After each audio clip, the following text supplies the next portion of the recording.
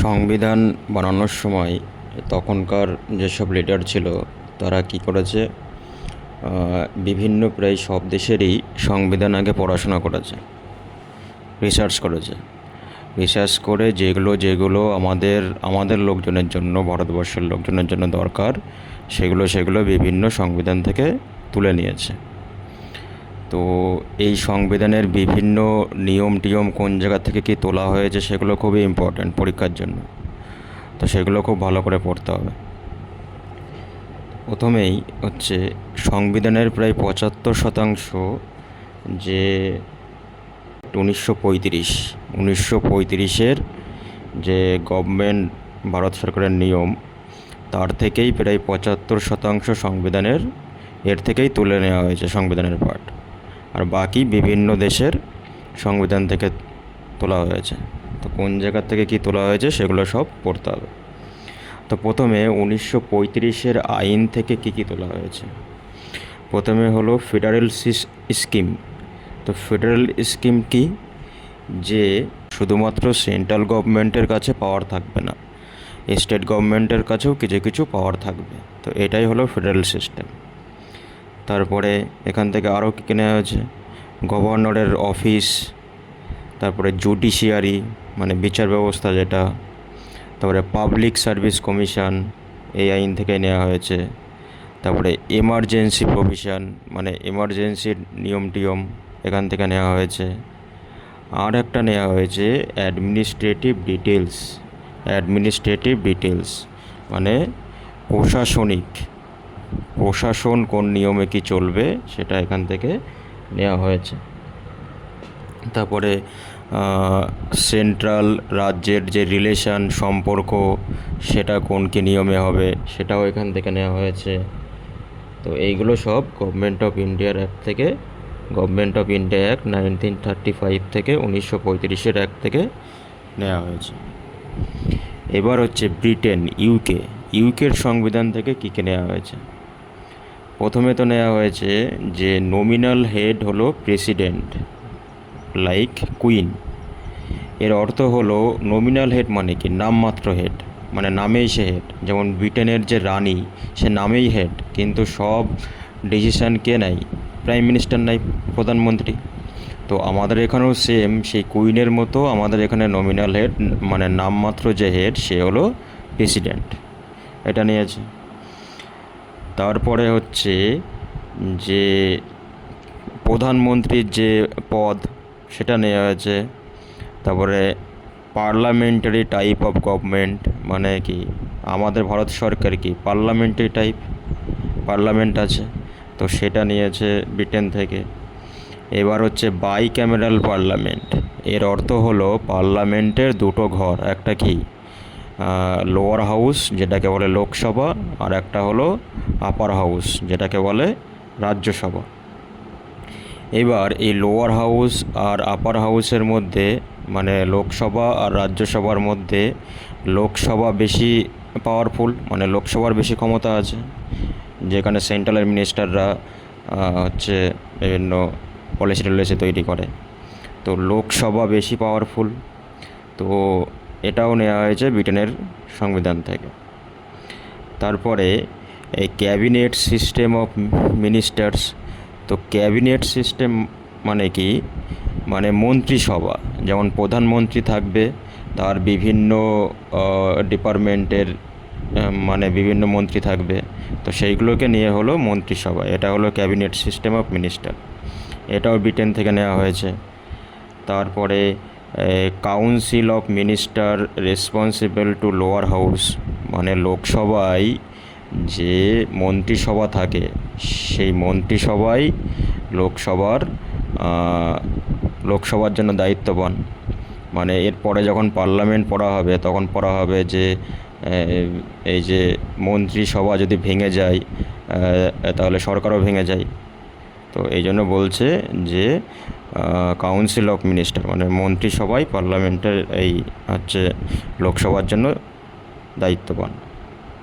তারপরে স্পিকারের যে পদ লোকসভায় একটা স্পিকার থাকে, সেটাও ব্রিটেনের সংবিধান থেকে নেওয়া হয়েছে। তারপরে সিঙ্গেল সিটিজেনশিপ মানে এক নাগরিকত্ব। তো এই সিঙ্গেল সিটিজেনশিপ মানে কি, মানে ভারতে তো বিভিন্ন রাজ্য আছে, তো আমাদের একটা নাগরিকত্বই হয়ে যায়, যে আমরা ভারতের নাগরিকত্ব, এতেই আমাদের হয়ে যাবে। আমাদের আলাদা করে আমরা যে রাজ্যে থাকি তার নাগরিকত্ব নেওয়া লাগে না।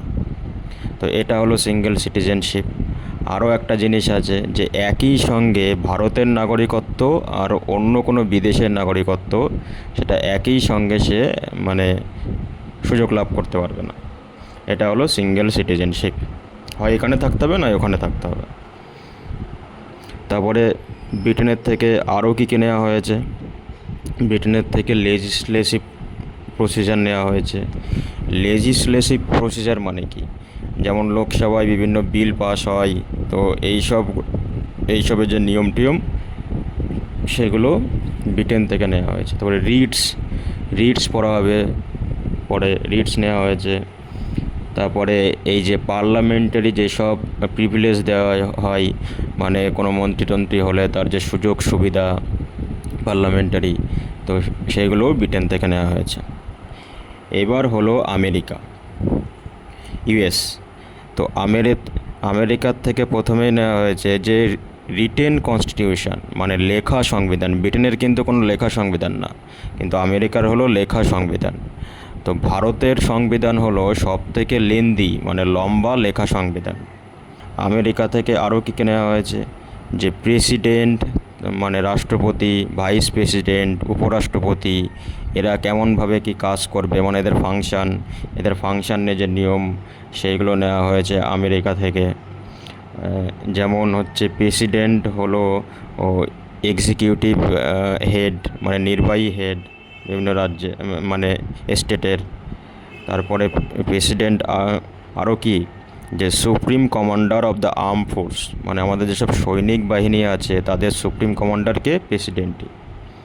তারপরে ভাইস প্রেসিডেন্ট হলো রাজ্যসভার চেয়ারম্যান, তার এটা পদের অধিকার। X officio chairman, x officio মানে যে ওই পদের যে ওই পদটার জন্য একমাত্র উপরাষ্ট্রপতি এলিজিবল, উপযুক্ত, মানে ওই পদটা একমাত্র উপরাষ্ট্রপতির। তারপরে আরও কী কী নেওয়া হয়েছে আমেরিকার থেকে, তারপরে প্রেসিডেন্টকে কীভাবে মানে তার পদ থেকে সরানো যাবে, ইমপিচমেন্ট অফ প্রেসিডেন্ট, কীভাবে তার পদ থেকে সরানো যাবে, এটাও আমেরিকা থেকে। তারপরে আমেরিকা থেকে আরও কী কী নেওয়া হয়েছে, ফান্ডামেন্টাল রাইটস, মৌলিক অধিকারগুলো। তারপরে যে একটা সুপ্রিম কোর্ট থাকতে হবে, সেটা আমেরিকা থেকে। তারপরে হচ্ছে জুডিশিয়াল রিভিউ। তো জুডিশিয়াল রিভিউ মানে কি, কোনো একটা ডিসিশান নেওয়া হলো বা কোনো একটা ভার্ডিক্ট বা মতবাদ দেওয়া হলো, তারপরে ওর বিরুদ্ধে কমপ্লেন আসলে সেটা আবার ভাবা, সেটাই হলো জুডিশিয়াল রিভিউ। তারপরে ইন্ডিপেন্ডেন্স অফ জুডিশিয়ারি, মানে বিচার ব্যবস্থার স্বাধীনতা, মানে বিচার ব্যবস্থা প্রশাসন বা হচ্ছে আইন ব্যবস্থার মধ্যে আসবে না। তারপরে হচ্ছে আরও কী কী নেওয়া হয়েছে, নেওয়া হয়েছে যে সুপ্রিম কোর্ট, হাইকোর্টের জাজদের কীভাবে পদত্যাগ মানে করানো যাবে, রিমুভাল, মানে পদ থেকে সরানো যাবে, অপসারণ করা যাবে, সেটা নেওয়া হয়েছে আমেরিকার থেকে। তারপরে আমেরিকা থেকে এগুলোই নেওয়া হয়েছে, ঠিক আছে। এবার হচ্ছে ইউএসএসআর, মানে এখন বর্তমান যেটা রাশিয়া, আগে ছিল অনেকগুলো দেশ একসঙ্গে, তাদেরকে ইউএসএসআর বলা হতো। তো এর সংবিধান থেকে কী কী নেওয়া হয়েছে, ফান্ডামেন্টাল ডিউটি, ফান্ডামেন্টাল রাইট কিন্তু আমেরিকার থেকে, আর ফান্ডামেন্টাল যে ডিউটি মানে মৌলিক কর্তব্য, সেইগুলো নেওয়া হয়েছে রাশিয়া থেকে, ইউএসএসআর থেকে। তারপরে আমাদের যে 5 ইয়ার প্ল্যানিং হয়, মানে পঞ্চবার্ষিকী পরিকল্পনা, সেইগুলোও নেওয়া হয়েছে ইউএসএসআর থেকে। এই 5 ইয়ার প্ল্যানিং ইকোনমিক্সে পড়তে হবে, ইকোনমিক্স সাবজেক্টে।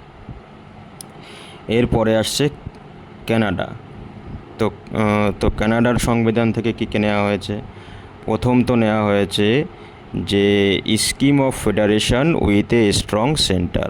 আমরা জানলাম তো যে 1935-এর আইন থেকে ফেডারেশন সিস্টেম নেওয়া হয়েছে, মানে পাওয়ার সেন্ট্রাল আর স্টেটের উভয়ের মধ্যেই দেওয়া হবে।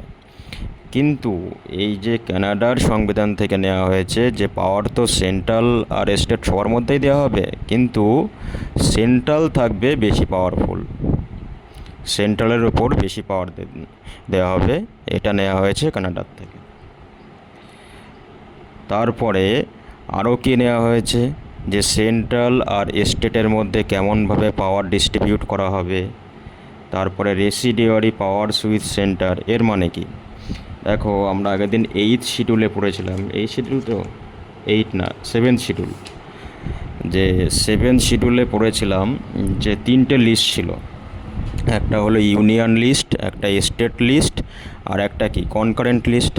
তো ইউনিয়ন লিস্টে কী ছিল, যে সেন্ট্রাল গভর্নমেন্টের ওপরে কোন কোন পাওয়ার দেওয়া হবে বা কোন কোন নিয়ম কেন্দ্র সরকার সেন্ট্রাল গভর্নমেন্ট লাগু করতে পারবে।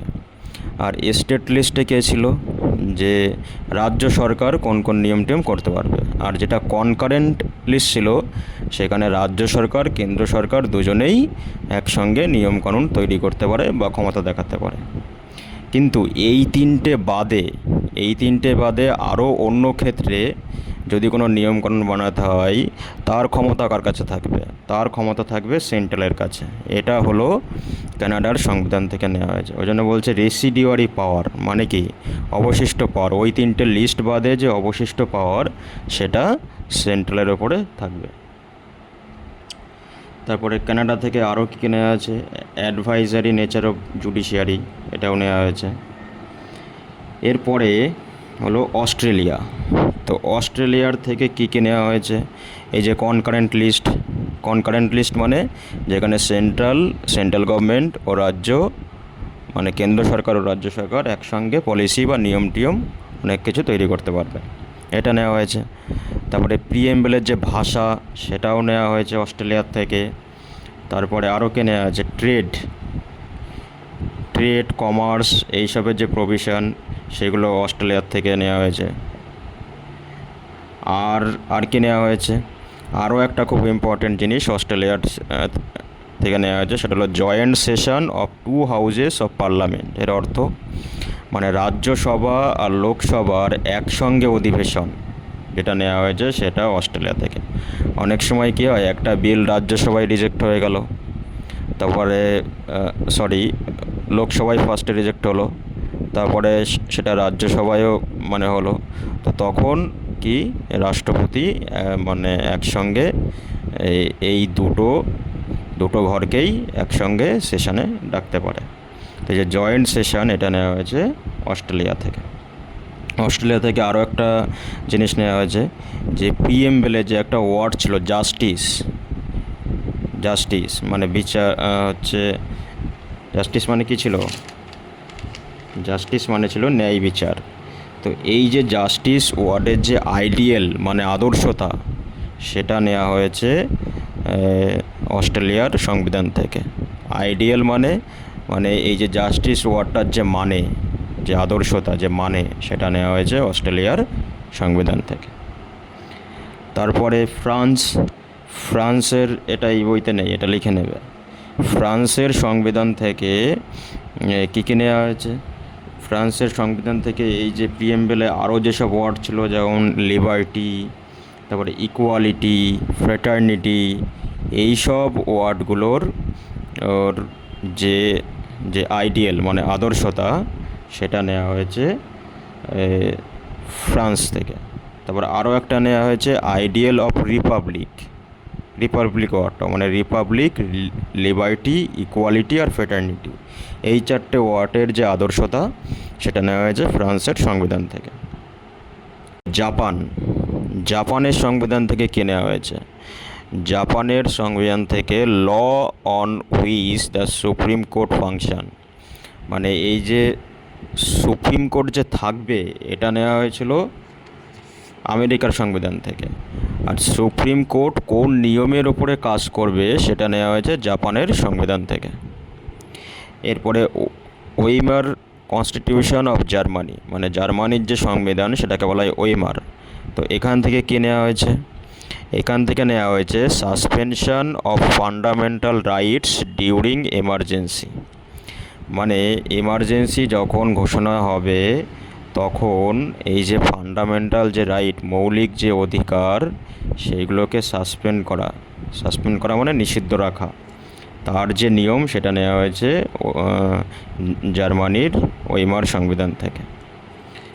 তাহলে যে এমার্জেন্সির যে নিয়ম সেটা নেওয়া হয়েছিল হচ্ছে 1935-এর আইন থেকে। আর ফান্ডামেন্টাল রাইট যে থাকবে সেটা নেওয়া হয়েছিল আমেরিকা থেকে। কিন্তু এমার্জেন্সির সময় ফান্ডামেন্টাল রাইট যে নিষিদ্ধ থাকবে, মৌলিক অধিকার, এটা নেওয়া হলো কোথা থেকে? জার্মানির ওয়েমার সংবিধান থেকে। এরপরে সাউথ আফ্রিকা। তো সাউথ আফ্রিকার সংবিধান থেকে কী নেওয়া হয়েছে? কনস্টিটিউশনাল অ্যামেন্ডমেন্টস, মানে সংবিধান যে সংশোধন করা হয় তার যে পদ্ধতি, প্রসিজার, সেটা নেওয়া হয়েছে সাউথ আফ্রিকা থেকে। তারপর আর একটা নেওয়া হয়েছে election of member of Rajya Sabha, মানে রাজ্যসভায় যারা মেম্বার হবে তাদের যে ভোট, ইলেকশন, সেটা কীভাবে হবে সেটা জার্মানি থেকে নেওয়া হয়েছে, সাউথ আফ্রিকা থেকে নেওয়া হয়েছে। আর কিছু বাকি নেই। তো এই সব রাজ্যগুলো এই সব দেশগুলো থেকেই এগুলো নেওয়া হয়েছে। তো এগুলো খুব ভালো করে পড়বে, নোটস করে রেখে ভালো করে পড়বে। খুব কোশ্চেন আসে এখান থেকে, ডাইরেক্ট কোশ্চেন তুলে দেয়, এর বাইরে কিছু আসবে না।